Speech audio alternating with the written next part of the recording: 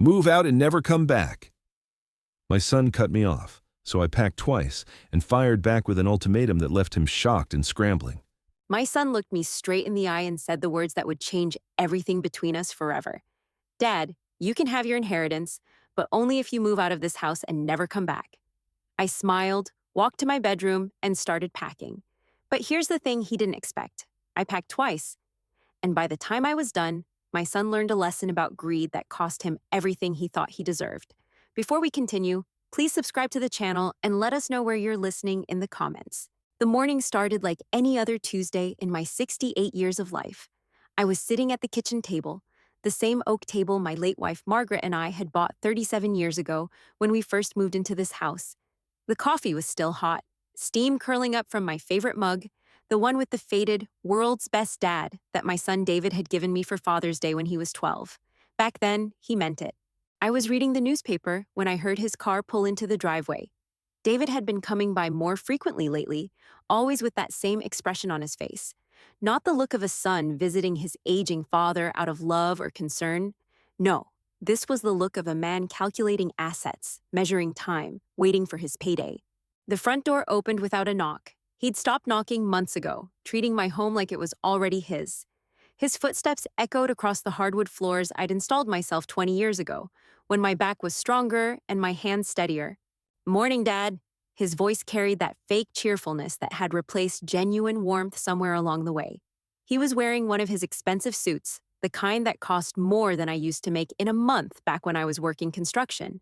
Everything about David screamed success: the designer watch, the polished shoes, the perfectly styled hair. But success, I'd learned, and character were two entirely different things. David. I set down my newspaper and studied my son's face.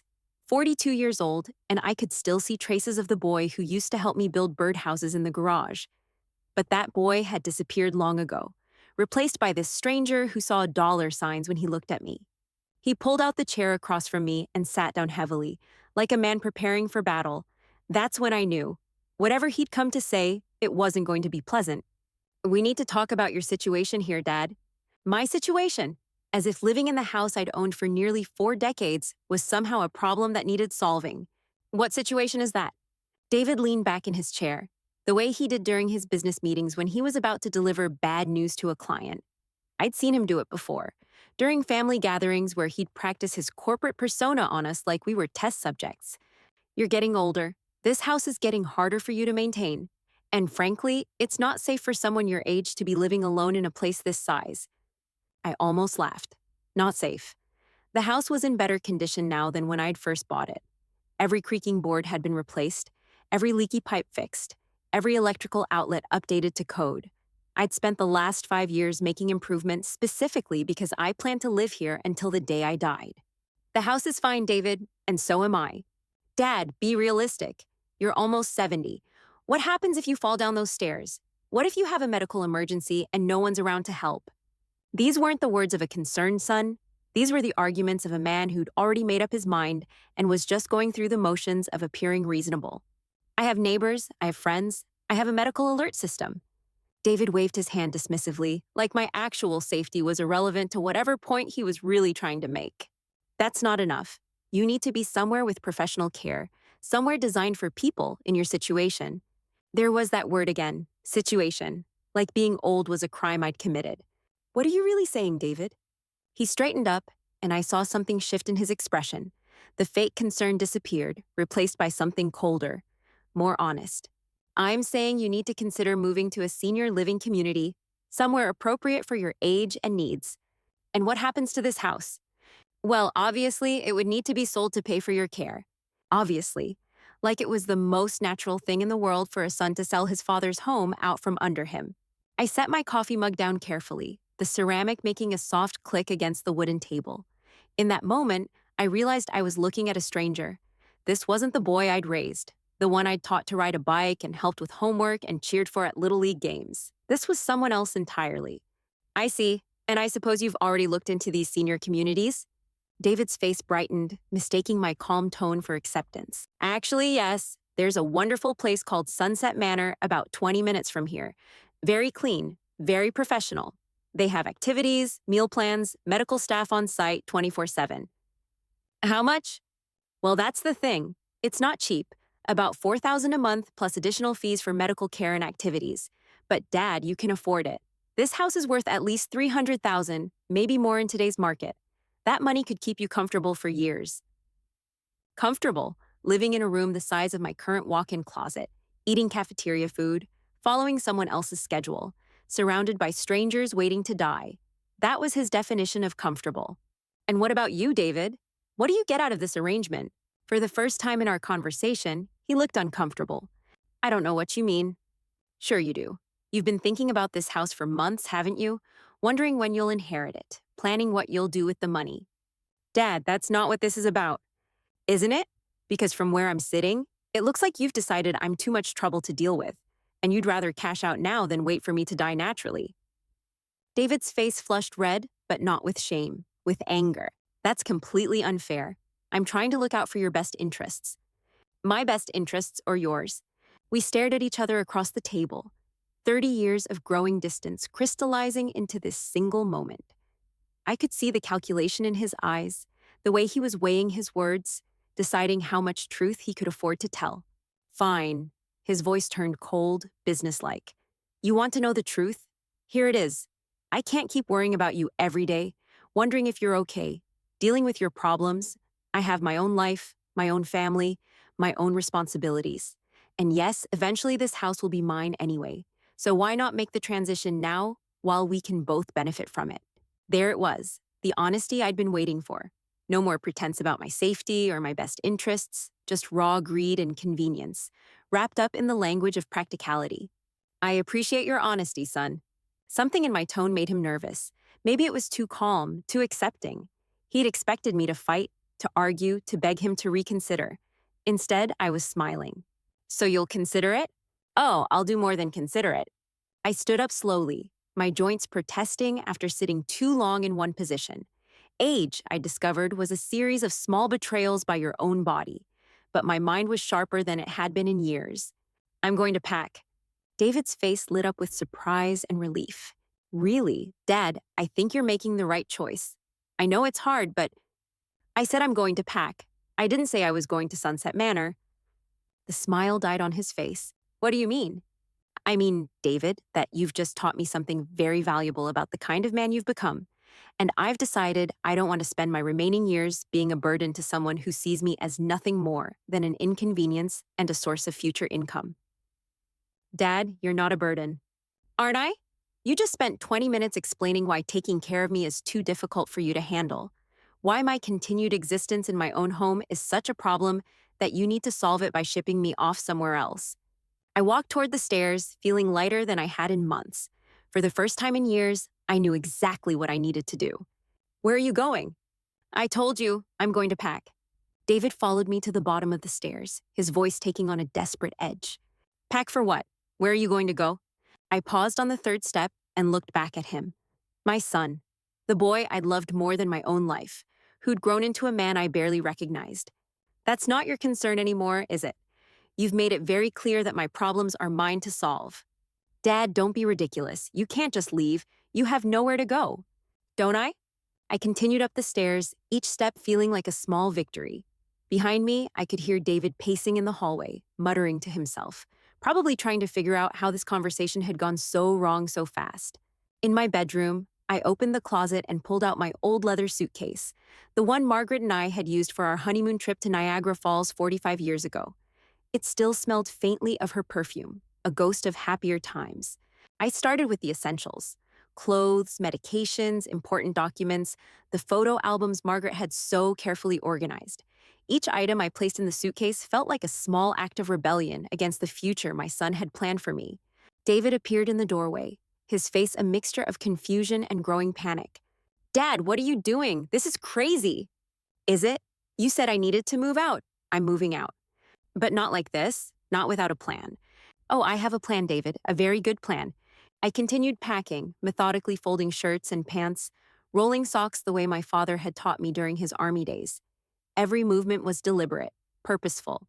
What plan? Where are you going to live? I smiled and reached for my second suitcase. That's when I started packing the second suitcase, and that's when David's whole world began to unravel. I pulled my second suitcase from the back of the closet, this one newer, black with silver trim. Margaret had bought it for a cruise we never got to take before the cancer came. I set it on the bed next to the first one and began filling it with things David didn't expect me to pack.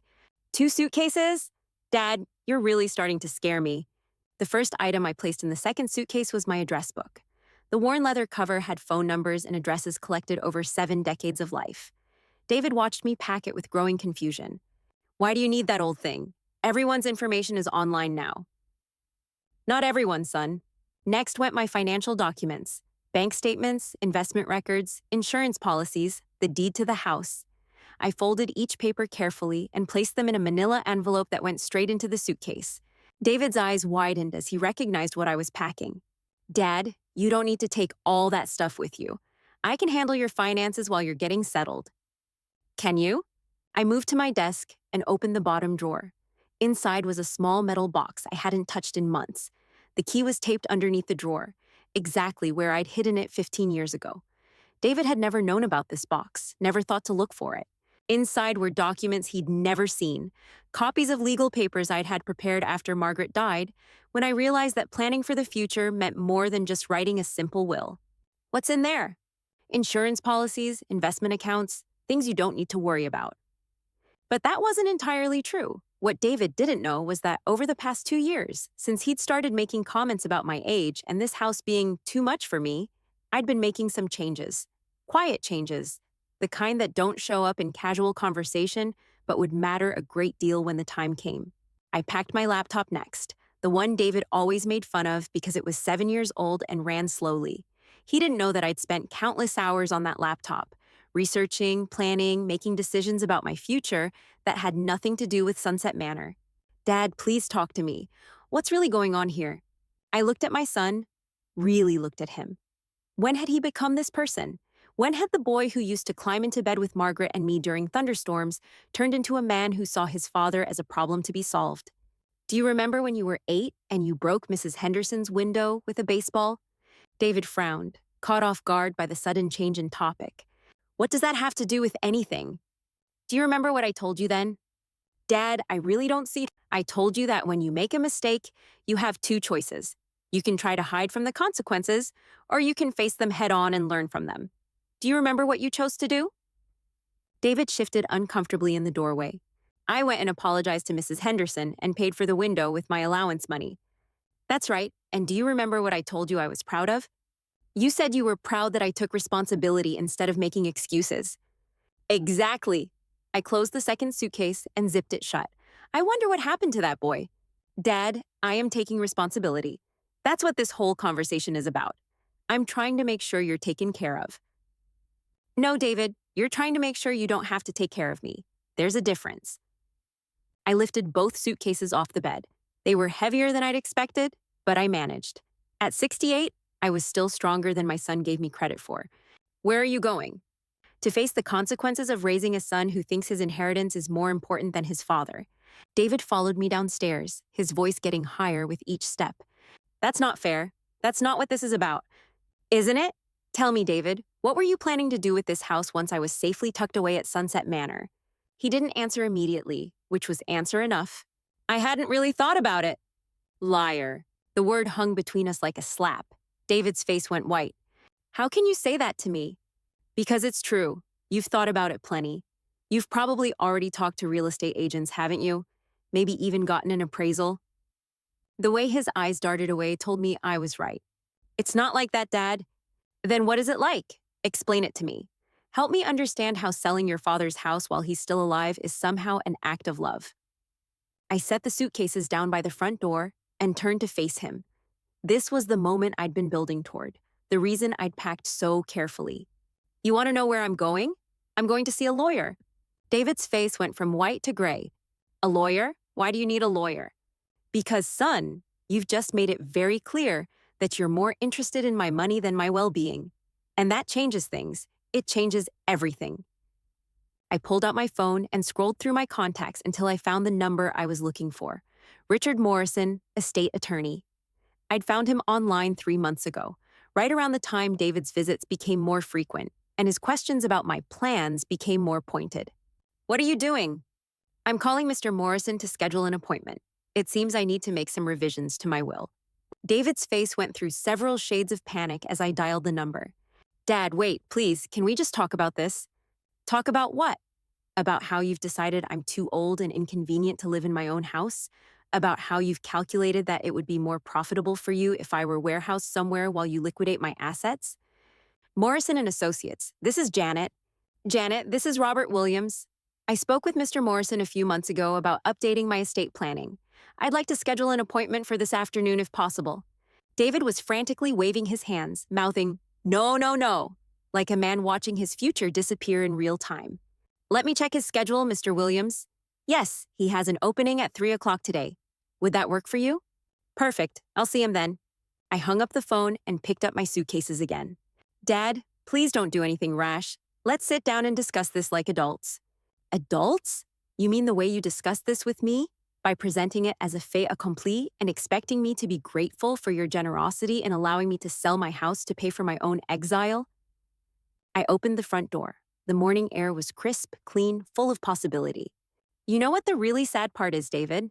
If you had come to me with genuine concern, if you had offered to help me age in place, if you had suggested modifications to make the house safer, or hired someone to help with maintenance, I would have listened. I might even have agreed. David's voice cracked slightly. We can still do that. We can figure something out.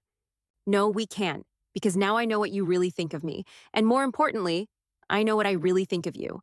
I stepped onto the porch, the same porch where I'd taught David to ride his first bicycle, where we'd carved jack-o'-lanterns every Halloween, where Margaret and I had sat holding hands and planning our future. Dad, if you walk out that door, if you go to that lawyer, you're going to regret it. I turned back to look at him one last time. The only thing I regret, son, is not seeing who you really are sooner. What's that supposed to mean? It means that when you came here this morning, you thought you were talking to a helpless old man who would gratefully accept whatever scraps of dignity you were willing to leave him. But you were wrong. I started walking toward my car, the suitcases bumping against my legs with each step. Dad, where are you going to stay? You can't just drive around with 2 suitcases. I loaded the suitcases into my trunk and got behind the wheel. Through the windshield, I could see David standing on the porch, looking lost and confused and younger than his 42 years. I rolled down the window. Don't worry about where I'm staying, David. Worry about where you're going to be living when this is all over. I started the engine and backed out of the driveway, watching in my rearview mirror as my son stood there trying to process what had just happened. He'd come here expecting to manipulate a weak-old man into giving up everything he'd worked for. Instead, he'd awakened something he wasn't prepared to deal with. The drive to Richard Morrison's office took 23 minutes through familiar streets lined with memories I was about to protect in ways David couldn't imagine. At every red light, I thought about the conversation we just had, about the moment my son revealed who he really was underneath all that false concern. But mostly, I thought about what came next, because David was right about one thing. This was going to change everything, just not in the way he expected. The law offices of Morrison and Associates sat in a converted Victorian house on Elm Street, the kind of building that whispered old money and established power. I'd driven past it 100 times over the years, never imagining I'd need their services. But life has a way of teaching you that the things you never thought you'd need become the things you can't live without. Richard Morrison was exactly what you'd expect from an estate attorney. Silver hair, expensive suit, handshake firm enough to crush walnuts. But his eyes were kind, and when he looked at me across his mahogany desk, I didn't see dollar signs. I saw genuine concern. Mr. Williams, you mentioned on the phone that you need to make some revisions to your will. What kind of changes are we talking about? I set my briefcase on the chair beside me and pulled out the documents I'd brought. Bank statements, property deeds, investment portfolios. The paper trail of a lifetime spent building something that was supposed to matter. I need to disinherit my son. Morrison's pen stopped moving across his legal pad. In 27 years of practice, he'd probably heard everything. But something about the way I said those words made him look up sharply. That's a serious decision, Mr. Williams. May I ask what's prompted this? So I told him everything. David's visit that morning, the conversation about Sunset Manor, the way my own son had looked at me like I was inventory to be liquidated. Morrison listened without interruption, occasionally making notes, his expression growing more troubled with each detail. I see. And you're certain this wasn't just a misunderstanding? Sometimes family members express concern in ways that come across as, Mr. Morrison, my son calculated the value of my house down to the dollar. He researched senior living facilities without asking my opinion.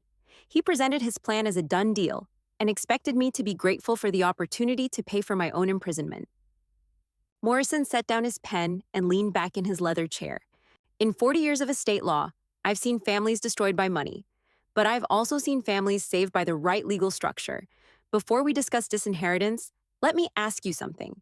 What do you really want to accomplish here? The question caught me off guard.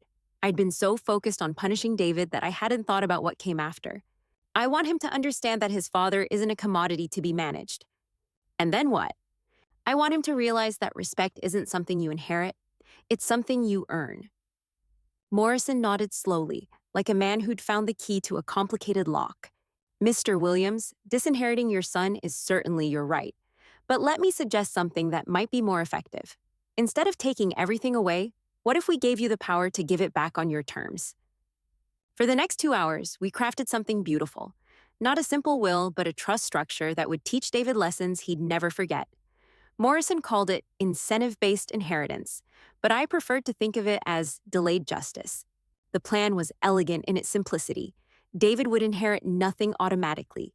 Instead, he'd have to earn his inheritance through a series of conditions that would prove he understood what family really meant. Each condition came with a timeline, a clear objective, and a substantial reward for completion. The beauty of this structure, Morrison explained as his secretary typed up the documents, is that it gives your son multiple opportunities to demonstrate the character you want to see. If he fails, the money goes elsewhere.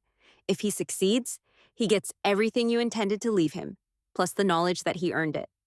And if he decides the conditions are too difficult, then he's proven your point about his character, and you'll have protected your assets from someone who doesn't deserve them. By 5 o'clock, we'd created a legal framework that would either redeem my son or expose him completely. The documents were signed, witnessed, and filed. David's future was now entirely in his own hands. I drove home as the sun was setting, painting the familiar streets in shades of gold and amber. My house looked different somehow, like I was seeing it through new eyes. This wasn't just the place where I'd raised my family anymore. It was ground zero in a battle for David's soul. His car was still in my driveway. I found him in the kitchen, sitting at the same table where we'd had our morning confrontation. But something had changed in his posture. The arrogant confidence was gone, replaced by something that might have been fear. Dad, thank God you're back. I was starting to think you'd done something. Something what, David?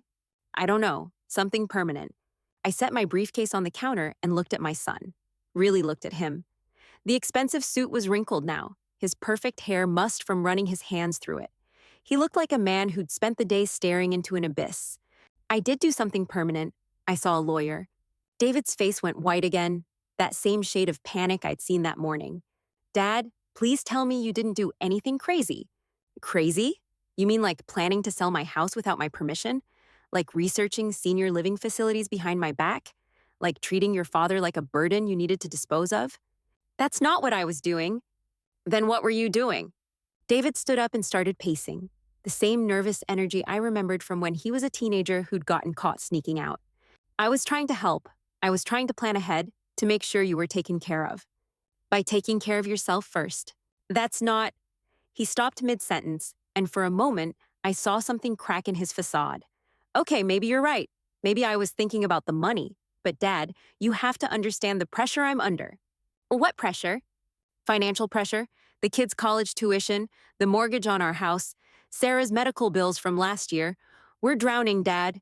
And I know this house is worth a fortune just sitting here while you... While I what? Live in it? David slumped back into his chair, and suddenly he looked like the little boy who used to cry when he scraped his knee. I'm sorry, I know how that sounds. I know I messed up. But what did you tell the lawyer? Please tell me there's still time to fix this.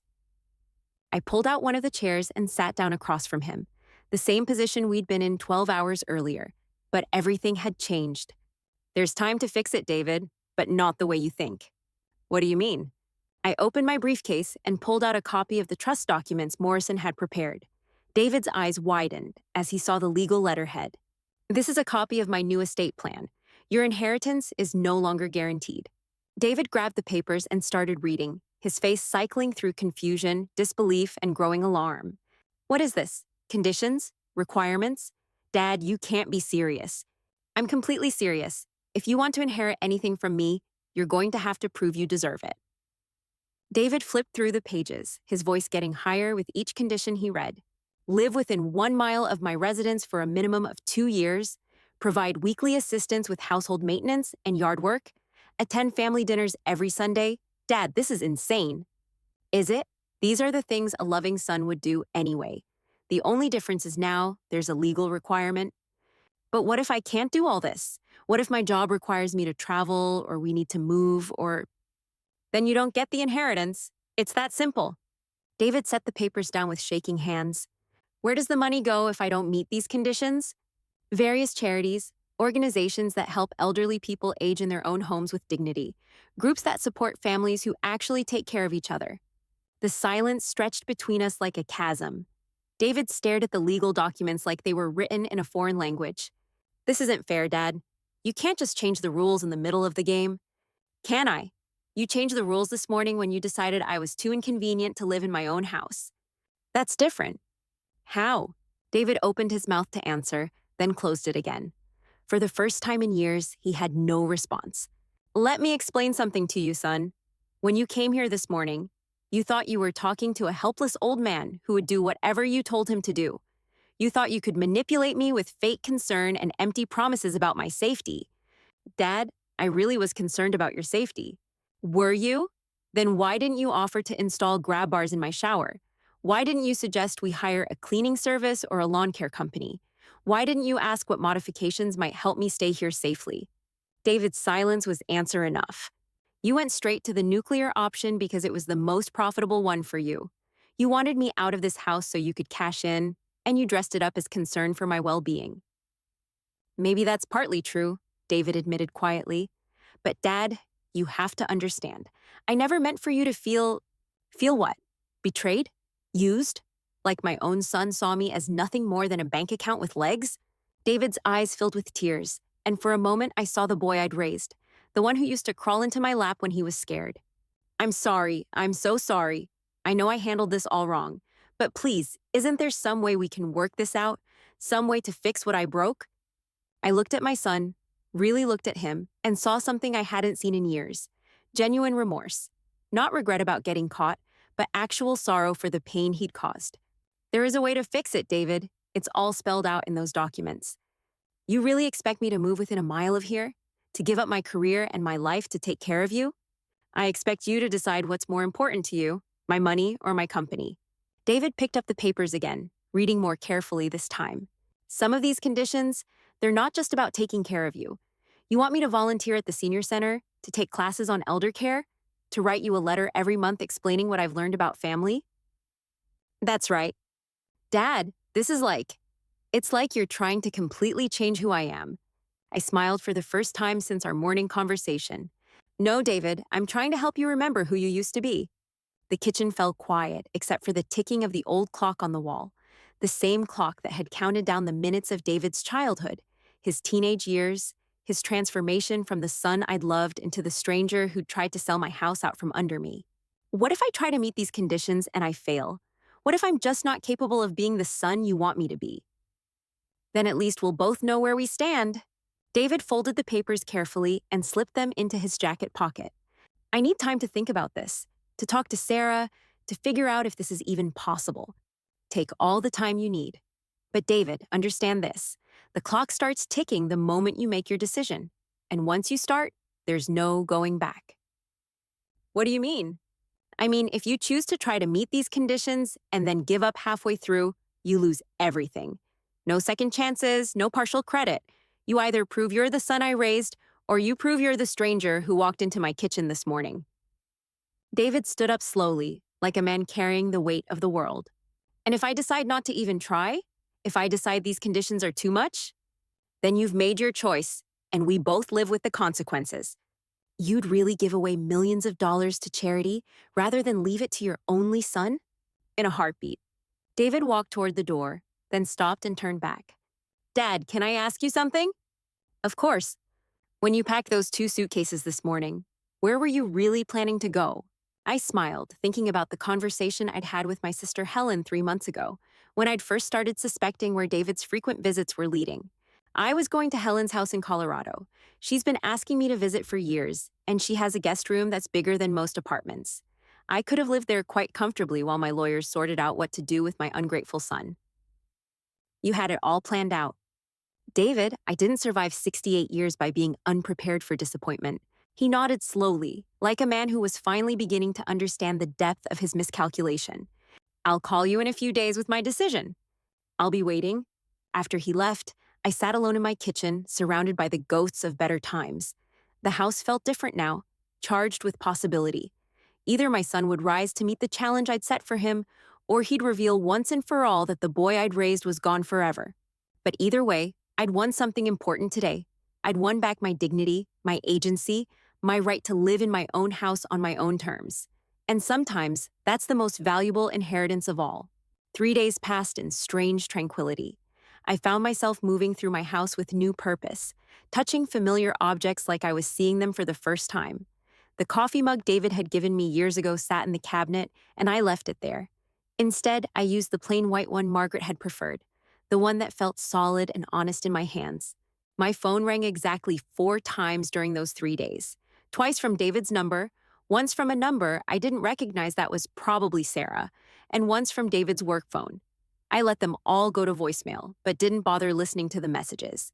Whatever David had to say, he could say it to my face when he was ready to make his decision. On Thursday morning, I was watering Margaret's rose bushes when Mrs. Patterson from next door appeared at the fence line. Eleanor Patterson had been our neighbor for 18 years, and she had the kind of radar for family drama that could detect trouble from 3 counties away. "Robert, dear, is everything all right? I saw David's car here for hours on Tuesday, and he looked quite upset when he left." I set down the watering can and walked over to the fence. Eleanor was 73, sharp as a tack, and had never been one to dance around difficult subjects. "Family discussion, Eleanor. Nothing that concerns the neighbors." "Oh, pish. Everything concerns the neighbors when it involves shouting." And there was definitely shouting. I almost smiled. Eleanor had probably heard every word of our kitchen confrontation through her open windows. "David thinks I should move to a senior living facility."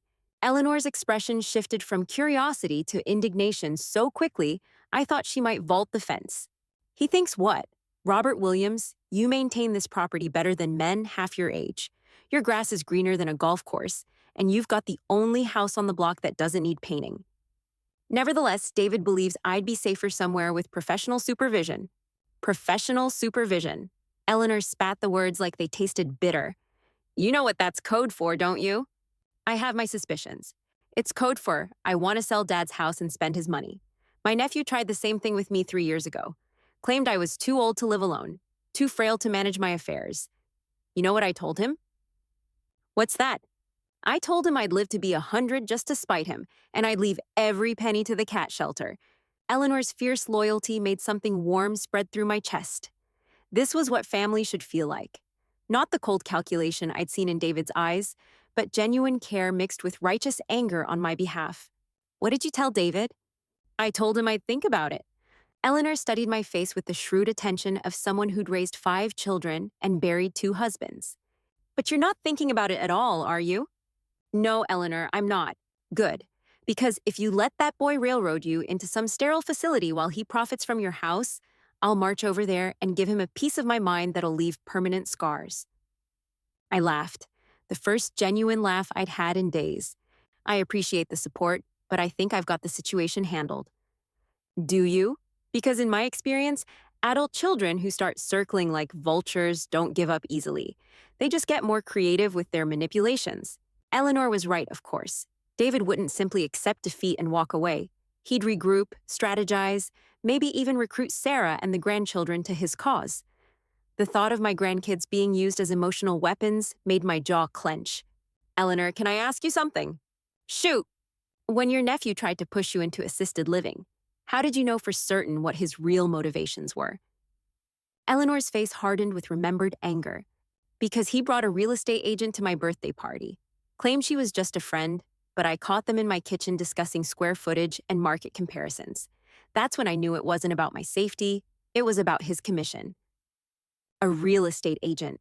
The pieces clicked into place with sickening clarity. David's sudden expertise about property values, his confidence about what my house was worth in today's market. He hadn't just been thinking about selling my house, he'd been planning it. Robert, you look like you've seen a ghost. In a way, I think I have. That afternoon, I did something I hadn't done in months. I called my old friend Pete Hendricks, a retired real estate agent who'd helped Margaret and me buy this house 37 years ago. Pete was 74, still sharp, and had maintained connections throughout the local real estate community even after his retirement. Bob Williams, you old coot. How the hell are you? I've been better, Pete. Listen, I need to ask you something, and I need you to be straight with me. When have I ever been anything else? Has anyone been asking questions about my property, making inquiries about value, marketability, that sort of thing? Pete was quiet for a long moment, which told me everything I needed to know. Bob, what's going on? Are you thinking about selling? Just answer the question, Pete. Another pause, longer this time. Your son called me about 6 weeks ago. Said you were considering downsizing. Wanted a preliminary assessment of what the house might bring in today's market. 6 weeks ago. Before David had started his campaign about my safety, before his concerned visits became more frequent, before this week's ultimatum. He'd been planning this for over a month. What did you tell him? I told him the truth. Prime location, excellent condition, probably worth between $280 and $320, depending on how quickly you wanted to move it. But Bob, I also told him that any serious discussion would need to involve you directly. And what did he say to that? He said he was just gathering preliminary information, that you weren't ready to make any decisions yet. Said he didn't want to pressure you, but wanted to be prepared when the time came. When the time came, not if, when. Pete, did David ask you about anything else? Market trends, buyer demographics, anything like that? He asked about senior housing communities, wanted to know if there were any new developments targeting affluent retirees. I gave him a few names, figured he was just being thorough. Thorough. That was one way to put it. Another way would be calculating, manipulative, and coldly efficient. Bob, is everything okay? You sound like something's wrong. Everything's fine, Pete. Thanks for the information. Bob, wait. If you are thinking about selling, you know I'd be happy to help, but only if it's really what you want, not because someone's pushing you into it. I appreciate that, Pete. I really do. After I hung up, I sat in my living room staring at the wall where Margaret's favorite painting hung. It was a landscape she'd bought at a local art fair 20 years ago. Nothing fancy or expensive, just a peaceful scene of mountains and meadows that made her smile. David had always thought it was tacky, too sentimental for his sophisticated tastes. Now I understood why he'd been so confident during our kitchen confrontation. This wasn't a spur-of-the-moment decision born from genuine concern about my well-being. This was a carefully orchestrated campaign that had been months in the making. David had done his research, identified his targets, and prepared his arguments with the precision of a military operation. The only thing he hadn't counted on was his target fighting back. Friday evening brought the call I'd been expecting. David's voice on the other end of the line carried a different quality than it had during our kitchen confrontation. Less arrogant, more uncertain. Dad, I've been thinking about everything we discussed, about the conditions you've set up. And I want to try to meet them. Not because of the money, but because I realize I've been a terrible son and I want to fix that. The words sounded rehearsed, like he'd practiced them in front of a mirror. But there was something underneath the careful phrasing, something that might have been genuine regret. David, before you make this commitment, I need to ask you something. What? When did you first call Pete Hendricks about getting my house appraised? The silence on the other end of the line stretched so long, I thought the call had dropped. Dad, I can explain that. I'm sure you can. The question is whether your explanation will be the truth or another carefully crafted manipulation. It's not what you think. Then what is it? I was trying to be prepared. I knew that eventually you might need to move somewhere with more support, and I wanted to understand all the options. 6 weeks ago, David, you called him 6 weeks ago, before you'd said a single word to me about senior living facilities or safety concerns. Dad, please let me explain. Go ahead. I was worried about you. You seemed more forgetful, more isolated. I thought if I understood the financial aspects, I could present you with a complete plan when the time came. A complete plan that happened to involve selling my house and using the proceeds to pay for my institutionalization. It wasn't like that. Then what was it like? Paint me a picture, David. Help me understand how secretly appraising my property behind my back was an act of filial love. I was trying to protect you from having to make difficult decisions under pressure. If something happened, if you had a fall or a medical emergency, I wanted to be ready to help you transition smoothly. The explanation was smooth, reasonable, exactly what you'd expect from someone who'd had days to craft the perfect response, but it didn't explain the real estate agent at Eleanor's nephew's birthday party, and it didn't explain the cold calculation I'd seen in David's eyes during our kitchen confrontation. David, do you remember what I taught you about trust when you were growing up? That it's earned through consistent actions over time. That's right. And what happens when someone breaks that trust? They have to rebuild it from scratch. Exactly. So here's what's going to happen.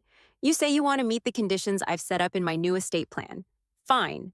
But we're going to modify those conditions slightly. Modify them how? I walked to my desk and pulled out a legal pad, the same kind I'd used when I was running my construction business. Sometimes the most important decisions required the simplest tools. First condition remains the same. You'll move within 1 mile of my house within 60 days. Second condition also remains the same. You'll provide weekly assistance with household maintenance and yard work. Okay, but I'm adding a third condition that wasn't in the original documents.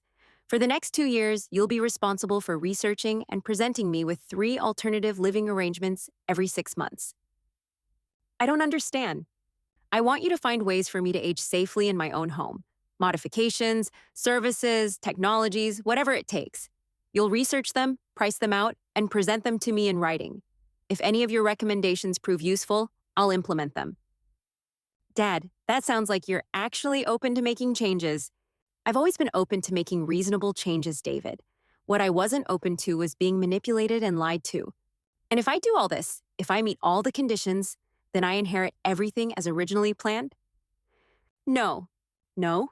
If you meet all the conditions, you'll inherit half of everything. The other half will be held in trust for your children's education and future needs. Dad, that's not what the lawyer's documents said. The lawyer's documents can be modified. In fact, I'm meeting with Mr. Morrison again on Monday to make these changes official.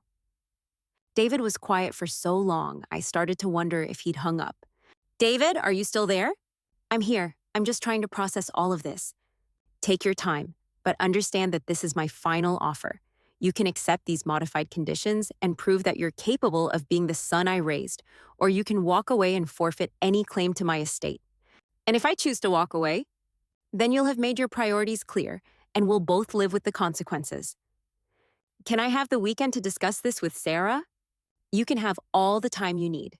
But David, I want you to understand something. This isn't about punishing you. This is about giving you the opportunity to remember what family really means. I know, Dad, and I'm grateful for the chance. Are you? Because gratitude isn't something you express with words. It's something you demonstrate with actions. I understand. Do you? Because for the past 6 weeks, while you were secretly appraising my house and planning my exile, I was watching my son disappear and trying to figure out where I'd gone wrong as a father. Dad, you didn't go wrong. I did. And if you'll let me, I want to make it right. Then prove it. I hung up the phone and walked to the kitchen, where I made myself a cup of tea using Margaret's favorite mug. The house felt different now, charged with possibility and danger in equal measure. Either David would rise to meet this challenge and redeem himself, or he'd reveal once and for all that the boy I'd raised was gone forever. But either way, I'd given him a fair chance to prove who he really was underneath all the manipulation and calculation. And sometimes, that's all a father can do.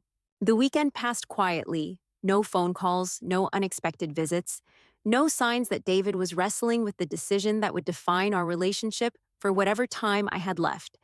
I spent Saturday working in Margaret's garden, pulling weeds and trimming roses with the methodical precision of a man who had all the time in the world. Sunday brought church, where Pastor Williams delivered a sermon about forgiveness that felt like it was aimed directly at my situation. Forgiveness, he said from his weathered pulpit, doesn't mean pretending that wrong wasn't done. It means choosing to give someone the opportunity to do better.